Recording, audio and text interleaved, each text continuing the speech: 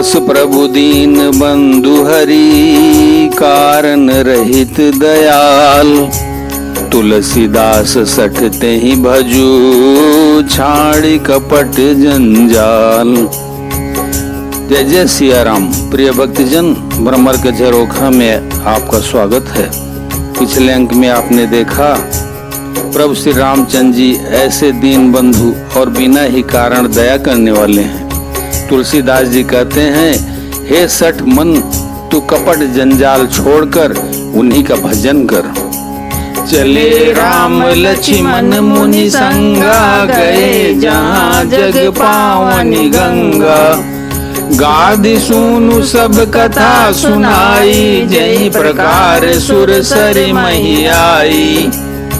श्री राम जी और लक्ष्मण जी मुनि के साथ चले। वे वहां गए जहां जगत को पवित्र करने वाली गंगा जी थी। महाराज गाधि के पुत्र विश्वामित्र जी ने वह सब कथा कह सुनाई, जिस प्रकार देव नदी गंगा जी पृथ्वी पर आई थी। तब प्रभु ऋषि समेत नहाए, विविध दान मई देवन पाए। हरसि चले मुनि वृंद सहाया, बेगी विदेह नगर नियराया। तब प्रभु ने ऋषियों गंगा जी में स्नान किया। ब्राह्मणों ने भांति भांति के दान पाए। फिर मुनि वृंद के साथ वे प्रसन्न होकर चले और शीघ्र ही जनकपुर के निकट पहुंच गए। पुर रम्यता राम जब देखी, हर्षे अनुज समेत विसेखी। बापी कूप सरित सर नाना, सलिल सुधा सम मनि सोपाना।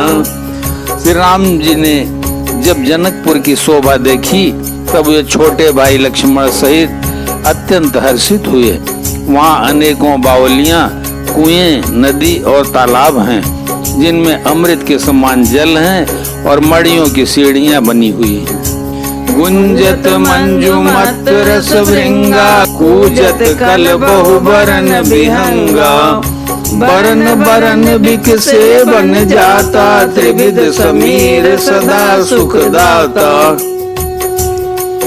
मकरंद रस से मतवाले होकर भौरे सुंदर गुंजार कर रहे हैं। रंग बिरंगे बहुत से पक्षी मधुर शब्द कर रहे हैं।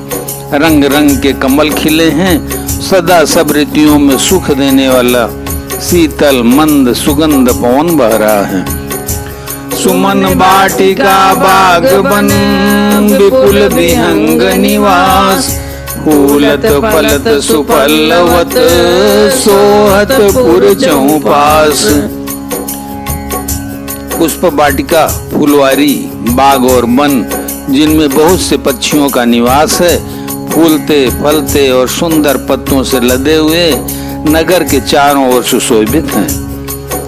बनैन बरनत नगर निकाई, जहाँ जाई मन तहाई लोभाई। चारु बजारु विचित्र अंबारी, मणिमय विधि जनु स्वकर संवारी। नगर की सुंदरता का वर्णन करते नहीं बनता। मन जहाँ जाता है वहीं लुभा जाता, वहीं रम जाता है। सुंदर बाजार हैं, मड़ियों से बने हुए विचित्र छज्जे हैं, मानो ब्रह्मा ने उन्हें अपने हाथों से बनाया है। धनिक बनिक बर धन समाना, बैठे सकल वस्तु लय नाना। चौहट सुंदर गली सुहाई, संतत राई सुगंध सिंचाई। कुबेर के समान श्रेष्ठ धनी व्यापारी सब प्रकार की अनेक वस्तुएं लेकर दुकानों में बैठे हैं। सुंदर चौराहे और सुहावनी गलियां सदा सुगंध से सिंची रहती हैं।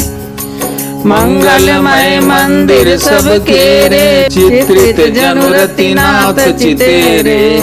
पुर नर नारी सुभग सुचि संता, धर्मशील ज्ञानी गुणवंता। सबके घर मंगलमय हैं और उन पर चित्र कड़े हुए हैं, जिन्हें मानो कामदेव रूपी चित्रकार ने अंकित किया है। नगर के सभी स्त्री पुरुष सुंदर, पवित्र, साधु स्वभाव वाले, धर्मात्मा, ज्ञानी और गुणवान हैं। अति अनूप जा जनक निवासु बिकतई विबुध बिलोक बिलासु होत चकित चित कोट बिलोकी सकल भुवन शोभा जनु रोकी। जहाँ जनक जी का अत्यंत अनुपम सुंदर निवास स्थान महल है, वहाँ के विलास, वहाँ के ऐश्वर्य को देखकर देवता भी थकित यानी स्तंभित हो जाते हैं। मनुष्यों की तो बात ही क्या है, कोट राजमहल के परकोटे को देखकर चित्त चकित हो जाता है। ऐसा मालूम होता है मानो उसने समस्त लोगों की शोभा को रोक घेर रखा है। धवल धाम मणिपुरट पट सुगठित नाना भांति श्रीनिवास सुंदर सदन शोभा किमि कही जात। उज्जवल महलों में अनेक प्रकार के सुंदर रीति से बने हुए मणि जटित सोने की जरी के पर्दे लगे हैं। सीता जी के रहने के सुंदर महल की शोभा का वर्णन किया ही कैसे जा सकता है। सुभग द्वार सब कुलिस कपाटा भूप वीर नट मागध भाटा बनी विशाल बाजी गजशाला है गए रथ संकुल सब काला। राजमहल के सब दरवाजे फाटक सुंदर हैं, जिनमें वज्र के मजबूत अथवा हीरों के चमकते हुए किवाड़ लगे हैं।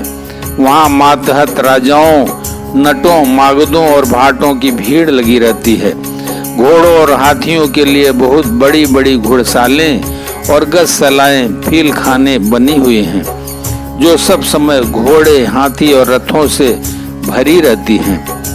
सूर सचिव से नप बहु तेरे नृप गृह सरिस सदन सब केरे पुर बाहिर सर सरित समीपा उतरे जाता विपुल महीपा।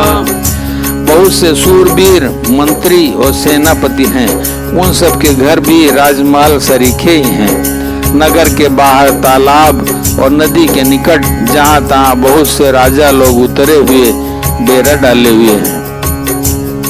देखी अनूप एक यवनाई सब सुपास सब भांति सुहाई कौशिक कयो मोर मनुमाना यहाँ रही रघुबीर सुजाना। वहीं आमों का एक अनुपम बाग देखकर जहाँ सब प्रकार के सुभीते थे और जो सब तरह से सुहावना था, विश्वामित्र जी ने कहा, हे सुजान रघुबीर, मेरा मन करता है कि यहीं रहा जाए।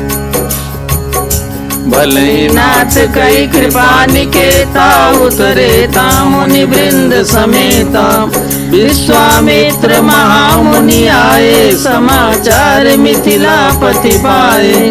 कृपा के धाम श्री रामचंद्र जी बहुत अच्छा स्वामिन कहकर वहीं मुनियों के समूह के साथ ठहर गए। मिथिलापति जनक जी ने जब यह समाचार पाया कि महामुनि विश्वामित्र आए हैं, संग सचिव सुचि भूरि भट भूसुर भर गुर ज्ञाति चले मिलन मुनि नाय कहीं मुदित राउ यही भांति। तब उन्होंने पवित्र हृदय के ईमानदार स्वामी भक्त मंत्री, बहुत से योद्धा, श्रेष्ठ ब्राह्मण, गुरु सतानंद जी और अपनी जात के श्रेष्ठ लोगों को साथ लिया और इस प्रकार प्रसन्नता के साथ राजा मुनियों के स्वामी विश्वामित्र जी से मिलने चले। कीन प्रणाम चरण धरि माता दीन शीस मुदित मुनि नाथा विप्र वृंद सब सादर वंदे जानि भाग्य बढ़ राउ आनंदे। राजा ने मुनि के चरणों पर मस्तक रख कर प्रणाम किया। मुनियों के स्वामी विश्वामित्र जी ने प्रसन्न होकर आशीर्वाद दिया।